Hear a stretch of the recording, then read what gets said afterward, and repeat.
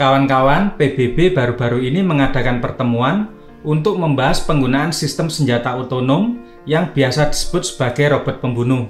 Ini pada dasarnya adalah senjata yang diprogram untuk menemukan kelas target, lalu memilih dan menyerang orang atau objek tertentu di dalam kelas tersebut. Senjata AI dibekali kemampuan untuk mengambil keputusan sendiri melalui parameter yang telah diprogram. Teknologi di balik sistem senjata ini dinilai belum matang dan rawan kesalahan, terutama pada fungsi membuat keputusan. Contohnya adalah amunisi berkeliaran Kubla milik Rusia yang memiliki kemampuan untuk mengidentifikasi target menggunakan AI. Begitu juga Switchblade, drone tempur Amerika yang dikerahkan ke Ukraina minggu lalu. Rusia memprotes keras Switchblade karena diduga menggunakan fitur pengenalan wajah yang diambil dari database media sosial Rusia untuk membidik pemimpin kunci di medan tempur. Sebelumnya, Ukraina menerima akses gratis ke mesin pencari Clearview AI untuk identifikasi wajah yang memungkinkan pihak berwenang memeriksa orang-orang yang ditujukan untuk memeriksa pengungsi.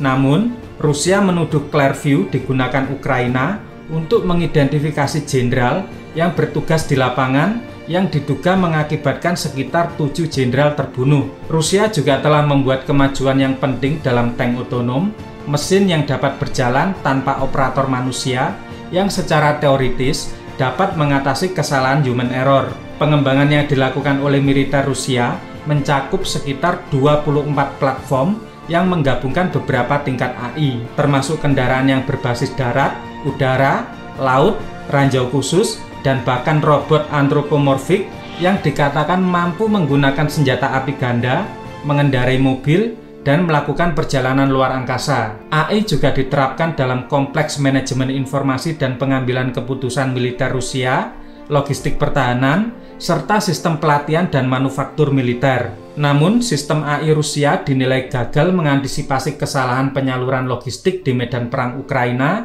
laporan tentang kehabisan bahan bakar, kehabisan makanan dan obat-obatan membuat banyak tentara yang terluka tidak bisa diselamatkan dan dievakuasi. Di luar Amerika dan Rusia, Israel telah menginvestasikan 4,5% dari PDB mereka untuk penelitian AI.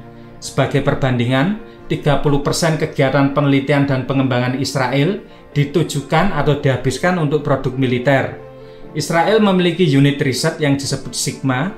Tujuannya adalah untuk mengembangkan penelitian dan mengimplementasikan kecerdasan buatan terbaru serta penelitian software canggih. Terbukti, Israel baru saja berhasil menciptakan sebuah senjata berteknologi canggih yang diklaim oleh pihak militer belum dimiliki oleh negara manapun di dunia. Menurut pasukan pertahanan Israel, IDF, senjata tersebut mampu menghancurkan pesawat tanpa awak hanya dalam sekejap. Dan hebatnya lagi, dalam uji coba tersebut dipasang pada pesawat penerbangan sipil dengan jangkauan efektif 20 km. Melihat implikasi perang Rusia-Ukraina yang menjadi medan uji coba teknologi perang AI, akan membuat Rusia dan Amerika beradu kuat di forum keamanan PBB untuk mengajukan pembatasan mesin perang AI. Apalagi posisi Rusia yang selama ini mengandalkan pasokan chip teknologi tinggi dari Taiwan dan Jepang mengalami blokade perdagangan global. Macetnya rantai pasokan teknologi untuk Rusia dinilai tidak fair dibandingkan dengan posisi Amerika. Meskipun kedua negara tidak bertempur secara langsung, tapi teknologi AI NATO diduga memanfaatkan situasi di Ukraina untuk menelanjangi teknologi militer Rusia. Para ahli membuat analisis, Rusia memiliki kepentingan besar untuk kontrol terhadap mesin AI. Amerika juga berkepentingan besar untuk mengontrol teknologi AI pada militer dunia. Bukan karena khawatir terhadap kekuatan Rusia, namun pada perkembangan teknologi AI Cina yang berkembang sangat pesat. Apalagi Cina memiliki kedekatan ideologis dan historis yang sangat kuat dengan Rusia. Cina memiliki pabrik chip canggih seperti SMIC dan SMIC yang bisa menggantikan posisi Taiwan dan Jepang sebagai pemasok chip ke Rusia. Senjata militer cenderung tidak menggunakan chip kelas nano yang teknologinya cuma dikuasai oleh ASML, sehingga Cina bisa memasok kebutuhan chip ke Rusia. Berdasarkan penggunaan, AI di pasar militer tersegmentasi menjadi perangkat lunak, perangkat keras, dan layanan analisis. Segmen perangkat keras selanjutnya dibagi lagi menjadi 3, yaitu prosesor, jaringan, dan memori. Segmen perangkat lunak dibagi menjadi solusi AI dan platform AI. Segmen layanan dibagi lagi menjadi bantuan perangkat lunak, peningkatan dan pemeliharaan, serta penerapan dan integrasi. Segmen perangkat keras diperkirakan akan mencatat tingkat pertumbuhan pendapatan yang cukup kuat secara signifikan karena meningkatnya adopsi teknologi AI untuk operasi yang kompleks yang telah meningkatkan permintaan untuk komponen perangkat keras khusus seperti prosesor AI. Prosesor AI disebut unit pemrosesan neuromorfik yang secara signifikan lebih cepat dan lebih efisien dibandingkan dengan prosesor normal. Prosesor semacam itu digunakan untuk memecahkan masalah komputasi yang kompleks menggunakan algoritma AI serta memproses sejumlah besar informasi secara lebih efisien. Berdasarkan platform aplikasinya, AI di pasar militer tersegmentasi menjadi darat, laut, udara, dan luar angkasa. Segmen darat selanjutnya dibagi menjadi kendaraan tempur otonom,